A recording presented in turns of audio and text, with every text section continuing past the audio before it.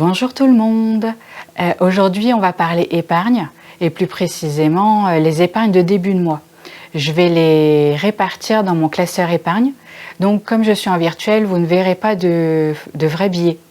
Mais par contre, j'utilise des faux billets comme ceci que j'ai acheté sur toutpourlejeu.com. Parce que même si j'aime pas avoir de liquide à la maison, j'aime bien le visuel, il me motive et c'est vachement satisfaisant de voir les billets s'accumuler quand même dans mes enveloppes. Donc on va pouvoir passer sur la table pour regarder mon classeur et la répartition des épargnes. Voilà, donc j'ai mon classeur. Ici j'ai aussi mon planeur budget, où j'ai bien noté comment je voulais répartir les épargnes. Il y a juste la première ligne que je ne mets pas en faux billets puisqu'il ça va sur le livret A de mon mari. Et là, je ne mets pas de faux billets. Lui, c'est le fonds d'urgence et je le laisse juste avec un simple tableau. Ce classeur-là représente mon livret A à moi où on met toutes les épargnes des différentes enveloppes. Donc ce mois-ci, j'avais décidé de clôturer l'enveloppe énergie qui va me servir pour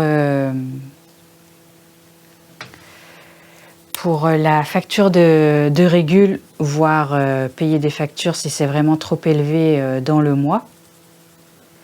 Donc je l'avais mise à 600 € et ça y est, elle est clôturée, donc je suis tranquille. Ça va me libérer des sous pour les mois qui suivent. Bah, je vais pouvoir mettre, j'allais mettre un billet de 20 et un billet de 30, mais je vais pouvoir mettre un billet de 100 à la place. Hop. Voilà, donc 600.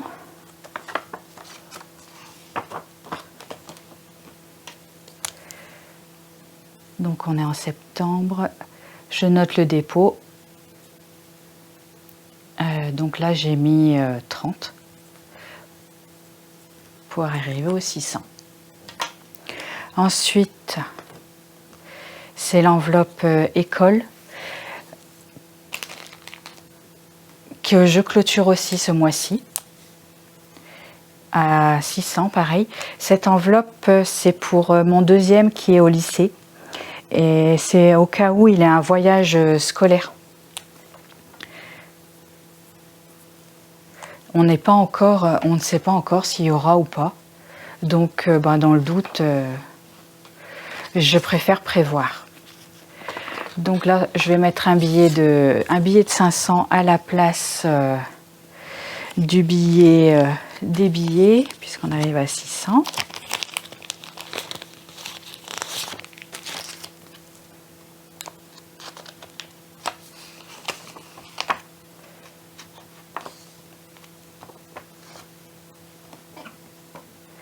Donc, hop, il faut que je retire un d'ici. Alors, ensuite, c'est le fonds alimentaire. Je mets 50 € par mois. Donc, cette enveloppe servira pour, si jamais on a un pépin, avoir de quoi manger. Si jamais le salaire était versé en retard, si mon mari se retrouvait en maladie ou au chômage, je touche du bois. Du coup, on aura de quoi voir venir. Donc j'ai mis 1000 € parce que je compte, si c'est un mois à 5 semaines, j'ai besoin de 1000 € pour tenir un mois. On n'y est pas encore, mais bon, ça avance tout doucement. Enfin, tout doucement, ça avance bien. On est à 600. Donc, ensuite, c'est l'enveloppe des animaux. J'essaye d'y mettre 20 € par mois pour tout ce qui va être les soins, les antipuces, tout ça. Ou même s'ils ont besoin d'un griffoir, Enfin, tout ce que les shops peuvent avoir besoin finalement. Donc je mets 20 €. Je ferai les échanges de billets après. Sinon la vidéo va durer trop longtemps.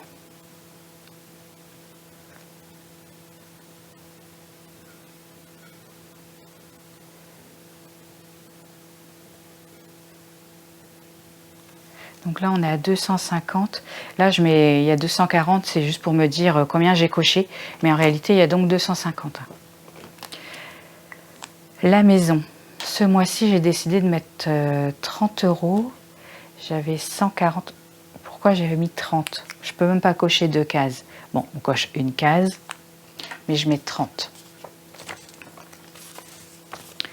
Ça va nous faire 170.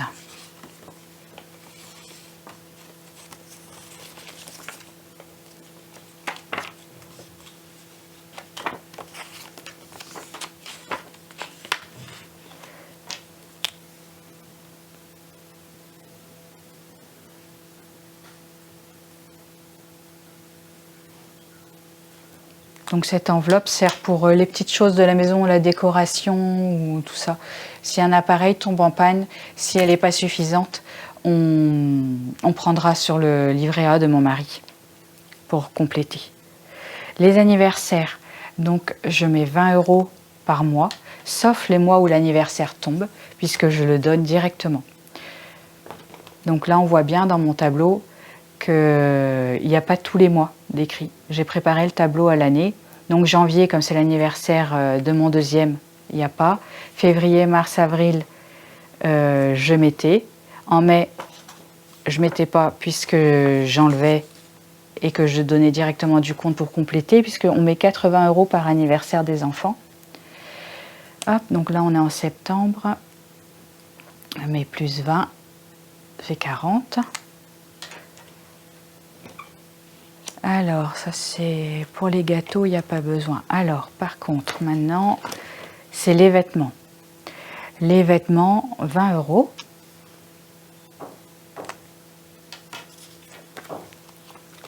Donc, on va arriver à 250. Je pourrais aussi faire un échange de billets. Là, c'est pareil. J'aurais dû mettre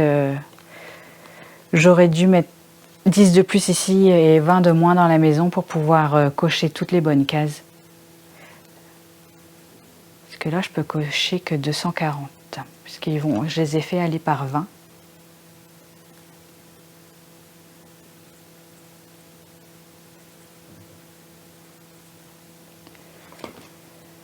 Les lunettes. Les lunettes, je voulais aussi la clôturer ce mois-ci pour être tranquille. Donc c'est surtout pour les lunettes de mon mari, parce que comme il a une très mauvaise vue, même si on a une très bonne mutuelle, on a toujours un très gros reste à charge. Pour ces dernières lunettes, on avait eu dans les 450 de reste à charge, alors que pour moi, les enfants, il n'y a jamais de reste à charge. Même pour mon aîné qui a une vue qui tient plus de celle de son père que de la mienne. Donc voilà, ça fait 450.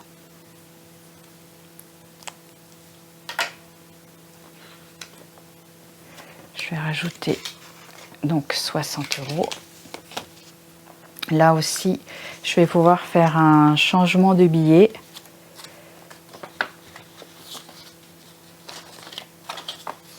Je ferai ça après. Donc ce mois-ci, si je ne me trompe pas, je clôture 3 enveloppes. Là, je suis vachement contente. Ça donne vraiment l'impression de bien avancer et je vais pouvoir du coup accélérer d'autres enveloppes. Alors, j'ai mis la vape ce mois-ci, oui. On reprend la vape. Donc, j'ai mis 20 €. Je crois que je colorie la première bouteille en entier. Il faudra qu'un mois, je mette 5 ou 15 ou 25. J'avais oublié qu'il restait de ma dernière commande, qu'il restait 5 € et des poussières. Du coup, là, on arrive à 25. Celle-là, je la mets à 120 au total. C'est parce que c'est à peu près le montant de mes commandes quand je passe ma grosse commande annuelle.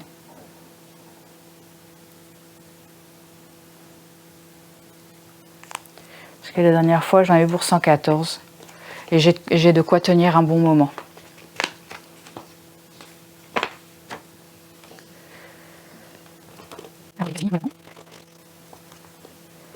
L'ordi, ce sont mes économies. La voiture, 20 €. Je colorierai bien après.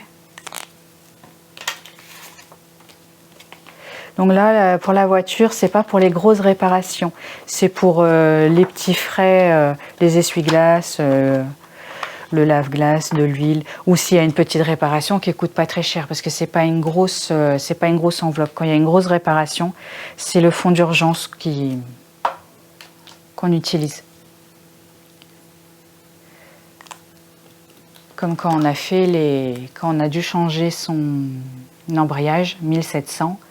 C'est sûrement pas dans une petite enveloppe comme ça que je les aurais trouvés. Donc j'ai mis 20.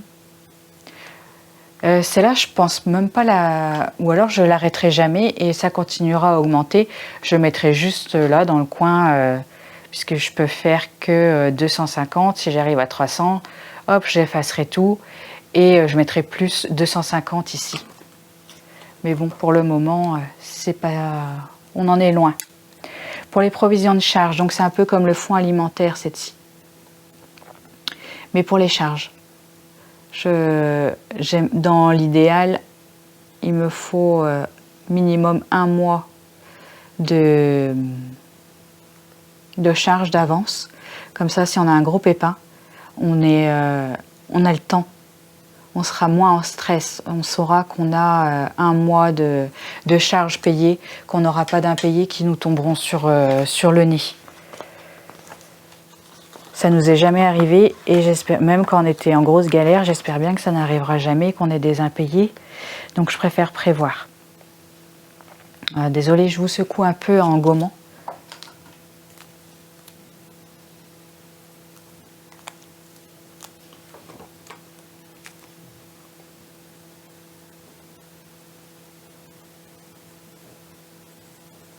Là, on est loin de l'avoir rempli. Parce que je compte 1500 de charge. Donc là, on a 200. Il reste encore 1000. Il y a du temps. Pour le téléphone, le futur téléphone, on va mettre 40. Ça coûte cher. Comme on aime bien avoir de beaux téléphones.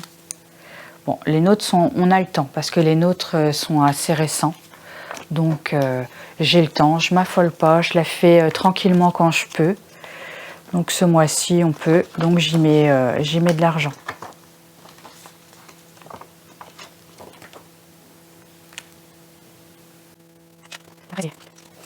L'objectif photo pour mon mari, c'est 40 aussi. 1, 2, 3, 4.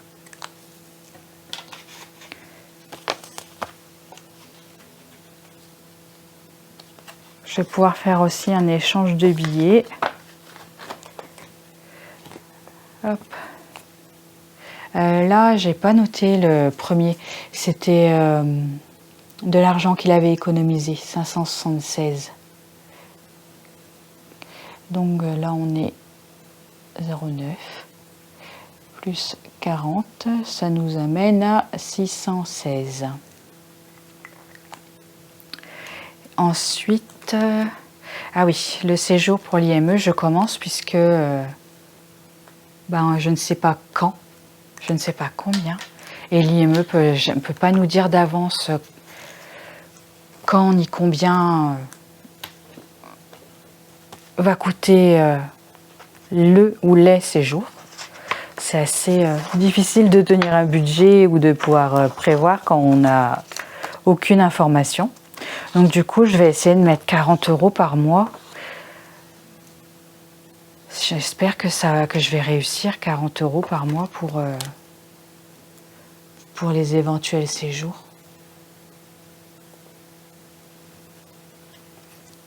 Hop. Et la dernière enveloppe que je remplis, c'est celle pour la rentrée scolaire. Donc je vais mettre 40 aussi. Jusqu'à cette année, on avait la prime de rentrée scolaire.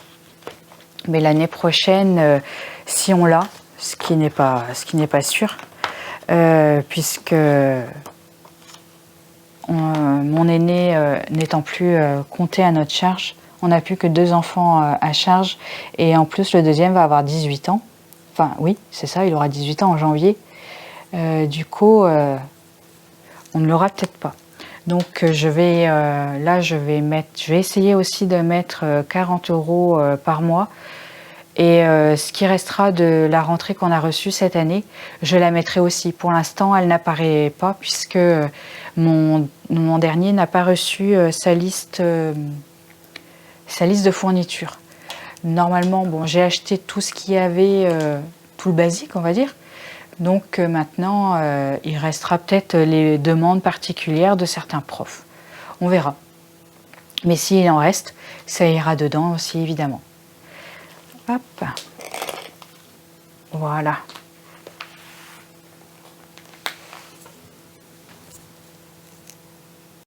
Voilà, la répartition est terminée. La meilleure partie du mois. J'aime bien mettre tous mes faux billets dans mes enveloppes. Donc je vous retrouverai probablement avant le bilan de la semaine, si j'ai le temps de filmer, pour vous présenter mes outils. Sinon ce sera après, forcément, si j'ai pas le temps avant. Voilà, je vous souhaite une bonne journée et puis à bientôt, et d'ici la prochaine vidéo, prenez soin de vos petits sous. Salut!